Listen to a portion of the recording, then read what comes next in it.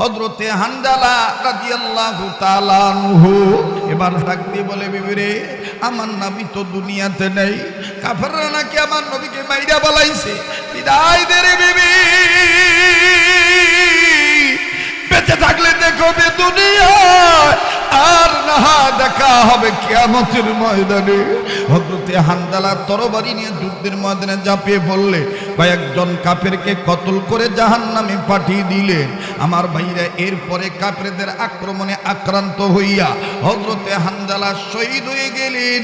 যুদ্ধ যখন শেষ হয়ে গেল, নবীজি ডাক দিয়ে বলতেছেন, সাহাবীরা রে, যত সাহাবী ধর্মকে প্রতিষ্ঠিত করার জন্য, দ্বীনকে বাস্তবায়ন করার জন্য, কোরআনুল কারীমকে সম্মান দিতে যাইয়া যারা জীবন দিয়ে শহীদ হয়ে গেছে, এদের লাশ খুঁজে খুঁজে বের করো, বিনা গোসলে কবর দিয়ে দাও। ঠিক যখনই বিনা গোসলে শহীদ সাহাবীদের বিনা গোসলে কবর দিতে যাবে, ওই সময় আল্লাহ পাক ডাক দিয়ে বলে, নবীজি গো, যেই হানজালা গোসলের কথা বইলে যাইয়া আপনি নবীর প্রেমে পড়িয়া জীবন দিয়ে শহীদ হইতে পারল, আমি আল্লাহ ওই হানজালার লাশ আসমানের উপরে উঠাইয়া জান্নাতের পানি দিয়া আমার ফেরেশতাদের মাধ্যমে গোসল করাইয়া আপনার কাছে পাঠায় দিছি। আওয়াজ দিয়ে বলেন না সুবহানাল্লাহ। আর তেঁতুল দৌড়ে ইউনিয়নের বন্ধুরা, সাভার থানার বাবারা ভাইরা, হেমায়তপুর অঞ্চলের বাবারা ভাইরা, এই শ্যামপুর ক্লাব মাঠ সংগঠিত এলাকায় আগত সমাগত বাবার আর ভাইরা, জীবনের শেষ বয়ান মনে করে বয়ান করছি গো। কার পিছনে জানি মালাকুল মউত দাঁড়ায় রইছে, কার জন্য জানি জংলার বাস রেডি হয়ে গেছে, কার জন্য জানি কাপড় তৈরি হয়ে গেছে। প্লিজ দেখেন তো দেখি, এক ফোঁটা চোখের পানি আপনি ফলাইতে পারেন কিনা। কান্না না আসলো কান্নার ভান ধরবেন, কান্নার অভিনয় করলো আল্লাহ মাফ করে দিবে। মুসলমান ভাইরা রে, আল্লাহ পাক দয়া করেন বিদায়, আপনারা দোয়া করেন বিদায়, কন্টিনিউ 4-5 বছর যাব আল্লাহ তাআলার মেহেরবানিতে প্রত্যেকটা রমজান মাসে সোনার মদিনা আমার থাকা লাগে। এই তো আগামী মার্চের 1 তারিখ চলে যাব রে বন্ধু মদিনায়, গোটা রমজান থাকবো ইনশাআল্লাহ। এরপরে এপ্রিল মাসে শাওয়ালের 8-9 তারিখে চলে আসবো। মদিনায় কেন থাকি জানেননি? মদিনায় কেন থাকি জানেননি? এই মদিনায় উহুদ পাহাড় বরাবর ওই হানজালার কবর আর বীর আমির হামজার কবর একসাথে আছে। আমার ভাইরা, ওই হানজালা রাদিয়াল্লাহু তাআলা কবর থেকে, বীর আমির হামজার কবর থেকে এখনো সরাসরি জান্নাতের গ্রাম পাওয়া যায়। আল্লাহু আকবার। আওয়াজ দিয়ে বলেন না আল্লাহু আকবার। বলবেন হুজুর কেমন জান্নাতের গ্রাম, টাটকা গ্রাম পাওয়া যায়? জান্নাতের কোন গ্রাম বাসি নাই, জান্নাত তো জান্নাতই, জান্নাতের গ্রাম টাটকা গ্রাম। উম্মতের ওলামায়ে কেরামগণ আছেন, ওনাদের কাছে জিজ্ঞেস করে দেখবেন, বিশেষ করে যারা শাইখুল হাদিস, যারা মুহাদ্দিস, যারা ইসলামের জন্য জীবন দেয়, আমার বন্ধুগণ, এরা মরে না, এরা কিয়ামত পর্যন্ত কবরে আল্লাহর পক্ষ থেকে রিজিক পাবে। আওয়াজ দিয়ে বলেন না সুবহানাল্লাহ। আবার আওয়াজ দিয়ে বলেন না সুবহানাল্লাহ। আমার ভাইরা, হানজালার কবর থেকে জান্নাতের গ্রাণ আসে। 2 মিনিটে বলে দেই বন্ধুরে, আমার বাংলাদেশের স্বনামধন্য একজন বক্তা ছিলেন মরহুম মাওলানা আবুল খায়ের বিক্রমপুরী রহমাতুল্লাহি আলাইহি। ওনার সাহেবজাদা মুফতি মাওলানা হারুন রশিদ বিক্রমপুরী এখনো মদিনায় থাকেন, মসজিদে বেলালের এরিয়ার পাশাপাশি ওনার বাড়ি। আমার বাইরে একদিন ডাক দিই, বলে মিয়া ভাই, আমি আপনাকে একটা সুসংবাদ জানাইতে চাই। বললাম কি? ডেকে ডেকে বলতেছেন, ভাইও আপনি কি কখনো হানজালার লাশের পাশে দাঁড়াইয়া, কবরের কাছে দাঁড়াইয়া নাক দ্বারা জান্নাতের গ্রাণ পাইছেননি? আমি বললাম না না, এখনো আমার নসিব হয় নাই। কয় তাইলে আজকে রাত্রে রেডি থাকেন, আমি আপনার নিয়ে যাব, জান্নাতের গ্রান পাবে। আমি বললাম কোনো টাইম আসেনি? বলে এশার নামাজের পর হইতে 1 ঘন্টা পর হইতে তাহাজ্জুদের ওয়াক্ত শেষ হওয়ার আগ পর্যন্ত, অর্থাৎ সাহারির টাইম পর্যন্ত, সাহারির টাইম শেষ হওয়ার আগ পর্যন্ত বীর আমির হামজা আর হানজালার কবরের কাছে যাইয়া দাঁড়াইলে, একটু চক্ষুটা বন্ধ করলে, কাবার জিয়ারত করলে গো আমার ভাইরা বন্ধুরা, না কে তাদের কবর থেকে জান্নাতের গ্রান পাওয়া যায়। ফজরের আজান দিলে বন্ধ হয়ে যায় গ্রান। আমার ভাইরা সারাদিন আর গ্রানটা পাওয়া যায় না। যাকে বাজান ওদিকে যাচ্ছি না। এটা কোন হানজালা? হযরতে হানজালা নবীর কেমন প্রেমিক ছিলেন, কোরআনের পক্ষে কেমন আমার ভাইরা মুতমাইন ছিলেন, ইতমিনান ছিলেন। আমার বন্ধুগণ কেমন রাজি খুশি ছিলেন, নবীর পক্ষে কেমন প্রেমিক ছিলেন। হযরতে হানজালা বিবি ব্যবহার করেছে ফরজ গোসল করার জন্য পানির কাছে গিয়েছে।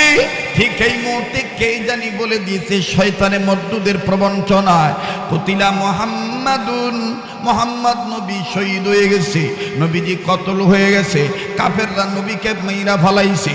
হযরতে হানজালা রাদিয়াল্লাহু তাআলা আনহু আমার বন্ধুগণ মুখ থেকে পানি ফেলে দিলেন, নাপাক শরীর নিয়ে বিবির কাছে চলে গেলেন। বিবিকে যায় ডাক দিয়ে বলে, বিবি রে তরবারি দাও, যুদ্ধের ময়দানে যাব। বিবি বলতেছেন, স্বামী গো আপনি তো নাপাক, আপনার উপর তো গোসল ফরজ হয়ে গেছে। এবার হানজালা ডাক দিয়ে বলে, বিবি রে আমি কেন গোসল করব, কার জন্য গোসল করব? আমার নবী তো দুনিয়াতে নেই, কাফেররা নাকি আমার নবীকে মাইরা বলাইছে। বিদায় দে রে বিবি, বেঁচে থাকলে দেখবে দুনিয়ায়, আর না দেখা হবে কিয়ামতের ময়দানে। হযরতে হানজালা তরবারি নিয়ে যুদ্ধের ময়দানে ঝাঁপিয়ে পড়লে কয়েকজন কাফেরকে কতল করে জাহান্নামে পাঠিয়ে দিলেন। আমার ভাইরা এরপরে কাফেরদের আক্রমণে আক্রান্ত হইয়া হযরতে হানজালা শহীদ হয়ে গেলেন। যুদ্ধ যখন শেষ হয়ে গেল, নবীজি ডাক দিয়ে বলতেছেন, সাহাবীরা রে, যত সাহাবী ধর্মকে প্রতিষ্ঠিত করার জন্য, দ্বীনকে বাস্তবায়ন করার জন্য, কোরআনুল কারীমকে সম্মান দিতে যাইয়া যারা জীবন দিয়ে শহীদ হয়ে গেছে, এদের লাশ খুঁজে খুঁজে বের করো, বিনা গোসলে কবর দিয়ে দাও। ঠিক যখনই বিনা গোসলে শহীদ সাহাবীদের বিনা গোসলে কবর দিতে যাবে, ওই সময় বহুদূর হতে আউলা গেছে পাগলি নিবেছে। আমার বন্ধুরে হানজালার বিবি ডেকে ডেকে বলে, নবীজি গো সব সাহাবীদেরকে বিনা গোসলে কবর দেয়, কিন্তু আমার স্বামীরে বিনা গোসলে কবর দিয়েন না। নবী বললেন, মা গো তোমার স্বামীর পরিচয় কি? বলে, আমার স্বামী আপনার প্রিয় হানজালা, আমাকে ব্যবহার করেছে, তার উপর গোসল ফরজ ছিল, নাপাক শরীর নিয়ে যুদ্ধের ময়দানে আপনার প্রেমে পড়িয়া গোসল কথা ভুলে যাইয়া জীবন দিয়ে শহীদ হয়ে গেছে। কে জানি বলছে আপনি নবী নাকি দুনিয়ায় নেই। আমার নবী বলেন, তাই নাকি? হানজালার লাশ কয়, খুঁজে খুঁজে সাহাবীরা বের করো। এইবার কিতাবে লিখে সাহাবায়ে কেরামের জামাত যখন হানজালার লাশ খুঁজে বের করলে, একজন সাহাবী দৌড়াইছা নবীজির কাছে কান্দে আর ডেকে ডেকে বলে, নবীজি গো হানজালার চুল বিদা, দাড়ি বিদা, শরীরের পশম বিদা, মনে হয় কে জানি হানজালাকে গোসল করে পাঠাইছে। আল্লাহর নবী হানজালার লাশের কাছে গেলেন, যাইয়া দেখে বাস্তবই আমার ভাইরা রে, মানুষ গোসল করলে যেমন মানুষের শরীর বিদা থাকে, এরকম হানজালার চুল বিদা, দাড়ি বিদা। নবীজি আকাশ পানে তাকাইলেন, আল্লাহ পাক ডাক দিয়ে বলেন, নবীজি গো যেই হানজালা গোসলের কথা ভুলে যাইয়া আপনি নবীর প্রেমে পড়িয়া জীবন দিয়ে শহীদ হইতে পারল, আমি আল্লাহ ওই হানজালার লাশ আসমানের উপরে উঠাইয়া জান্নাতের পানি দিয়া আমার ফেরেশতাদের মাধ্যমে গোসল করাইয়া আপনার কাছে পাঠায় দিছি। আওয়াজ দিয়ে বলেন না সুবহানাল্লাহ। ভাইরা আমার, এরপরে খ্রিস্টান টিচার কি বললো দেখেন, মারাত্মক চমৎকার একটা কথা আমি বলবো, কিন্তু 2-4 মিনিটে একটা প্রমাণ নিতে চাই। নবীকে কারা ভালোবাসে, কোরআনকে কারা দামি মনে করে?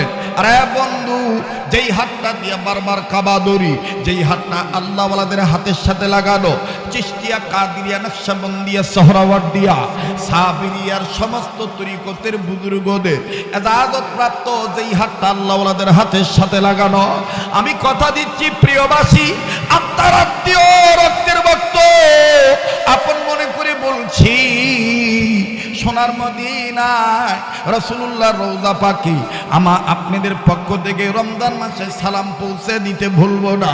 আপনার জন্য দোয়া করবো রে মুসলমান। আমি দেখতে চাই নবীর প্রেমে প্রেমিক হইয়া 30 পারা কোরআনকে মহাব্বত করে আসেননি এখানে কোনো একজন আল্লাহর বান্দা? নবীর প্রেমে প্রেমিক হইয়া গো আমার হাতেই হযরতে সুমাইয়া রাদিয়াল্লাহু তাআলা আনহা মহিলা মাদ্রাসায় আমার ভাইরা তিনি প্রতিষ্ঠানে 1 পারা কোরআনকে ভালোবেসে 1000 টাকা নগদ দেওয়ার মতন এমন কোন বন্ধু আসেননি?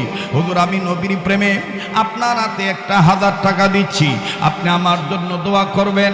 আসেননি গো 30 পারা কোরআনকে মহব্বত করে? আসেননি মুসলমান ভাইরা আমার, ও হাজী সাহেবেরা, ও ব্যবসায়ী ভাইরা, মাশাআল্লাহ, আয় আল্লাহ আপনি কবুল করে নেন। আপনার একজন গোলাম 1000 টাকা নগদ, আল্লাহ আপনার আর একজন বান্দা 2 পারা কোরআন শরীফকে মহব্বত করে 2 নম্বর পারাকে মহব্বত করে 1000, মাবুদ গো 2 নম্বর পারাকে মহব্বত করে আপনার আর এক বান্দা 1000। আমার ভাইরা, আরে যুবক বন্ধুরা, আরে পাবনা, সিরাজগঞ্জ, নাটোর, রাজশাহী, দিনাজপুর, নীলফামারী, রংপুর, কুড়িগ্রাম, লালমনিরহাটের বাবারা এবং এই এত্র এলাকার স্থানীয়রা, আমার বন্ধুগণ, ব্যবসায়ী বাবারা, ভাইরা, মাশাআল্লাহ, আয় আল্লাহ 4 নম্বর পারাকে মহব্বত করে আপনার আর এক বান্দা 1000।